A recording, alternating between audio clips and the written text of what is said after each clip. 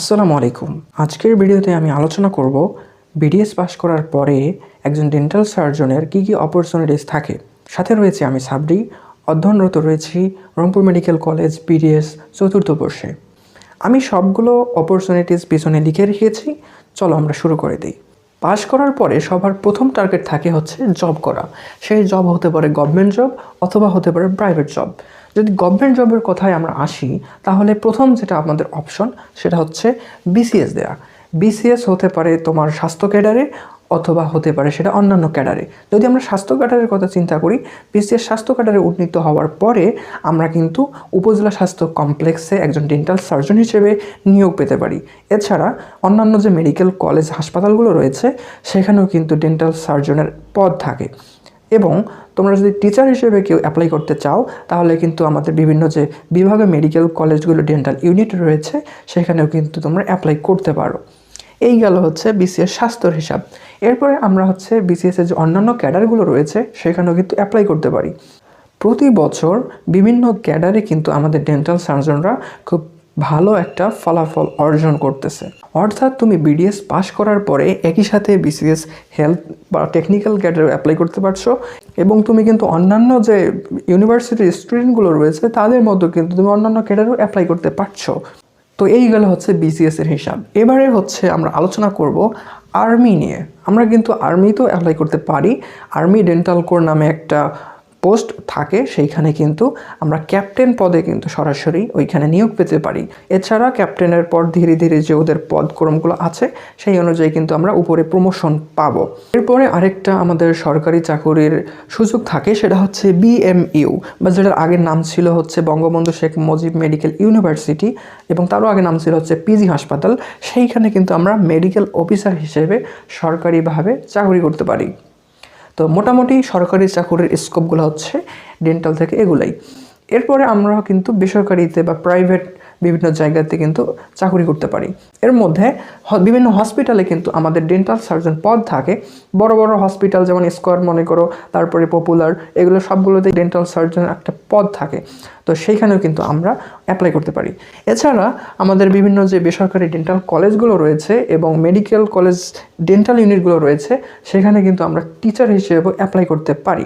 তো এই গেল মোটামুটি বিডিএস পাস করার পরে বিভিন্ন জবের অপরচুনিটিস। এইবারে যেটা আমরা আলোচনা করব সেটা হচ্ছে পিজি বা পোস্ট গ্র্যাজুয়েশন, অর্থাৎ আমরা বিডিএস পাস করার পরে কী কী ডিগ্রি নিতে পারি।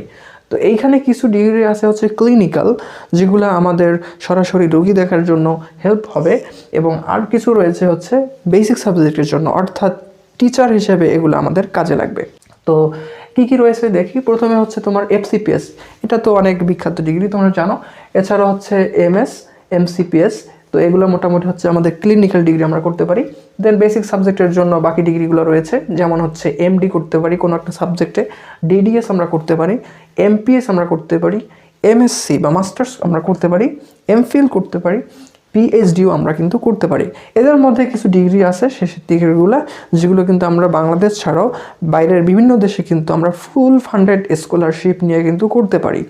এছাড়াও এমবিবিএসরা কিন্তু একটা ডিগ্রি করে যেটার নাম হচ্ছে এমআরসিপি, সেটা কিন্তু তোমার ইংল্যান্ডের রয়্যাল কলেজ থেকে দেওয়া হয়।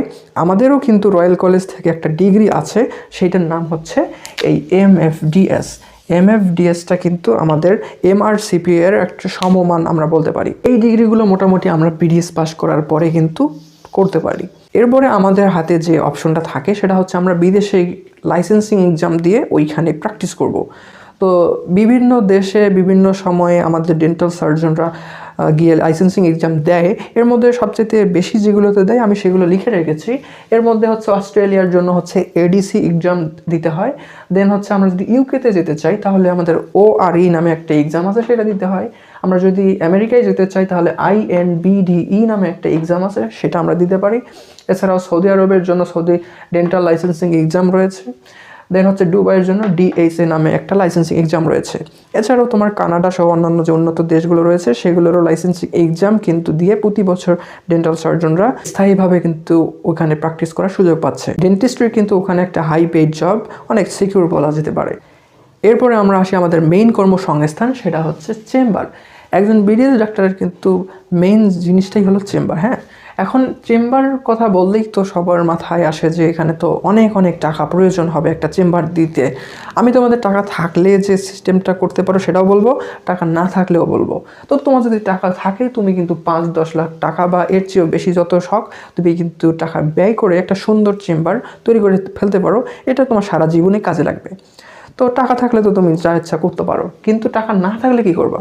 টাকা না থাকলে তুমি কিন্তু আমাদের বিভিন্ন যে সার্জের চেম্বার আছে সেখানে কিন্তু তুমি ডেন্টাল সার্জন হিসেবে ডিউটি করতে পারো, এবং মাস শেষে কিন্তু স্যাররা বেশ ভালো অ্যামাউন্টই তোমাকে একটা স্যালারি দিবে। এছাড়াও তুমি কিন্তু অন্যান্য চেম্বারেও কাজ করতে পারো। যেমন এখন বিভিন্ন উদ্যোক্তারা কি করে, তারা কিন্তু একটা ডেন্টাল চেম্বার তৈরি করে এবং ওইখানে ডেন্টাল সার্জন নিয়োগ দেয়। তো ডেন্টাল সার্জনকে ওখানে কোনো পয়সা খরচ করতে হচ্ছে না, ওইখানে জাস্ট তিনি ডাক্তারি করবেন এবং ওইখান থেকে পার্সেন্টেজ বেসিসে তিনি মালিকের সাথে শেয়ার করবেন। মনে করো 50% একটা শেয়ার ওখানে চুক্তি হলো। তো যে রোগী দেখে যে টাকাটা আসবে সেখান থেকে 50% হচ্ছে মালিক পাবে আর 50% ডাক্তার পাবে। তো এইভাবে কিন্তু তুমি তোমার নিজের টাকা ব্যয় করা ছাড়াও কিন্তু তুমি চেম্বারে প্র্যাকটিস করতে পারো। তো এগুলোই মোটামুটি আমাদের বিডিএস পাস করার পরে অপশন হাতে থাকে। আমি চেষ্টা করেছি সবগুলো একটা ভিডিওতেই নিয়ে আসার জন্য। অবশ্যই একটা ভিডিওতে প্রত্যেকটা সম্পর্কে বিস্তারিত আলাপ করা তো সম্ভব হবে না, তাই তোমাদের যদি একটা নির্দিষ্ট কোনো টপিকের উপরে বিস্তারিত জানার প্রয়োজন অনুভব করো তাহলে কিন্তু তোমরা আমাকে কমেন্টে জানাতে পারো। তখন এই একটা টপিকের উপরে আমি বিস্তারিত ভিডিও বানিয়ে তোমাদের কৌতূহল মেটানোর চেষ্টা করবো ইনশাল্লাহ। আজকের মতো এখানেই। আসসালামু আলাইকুম।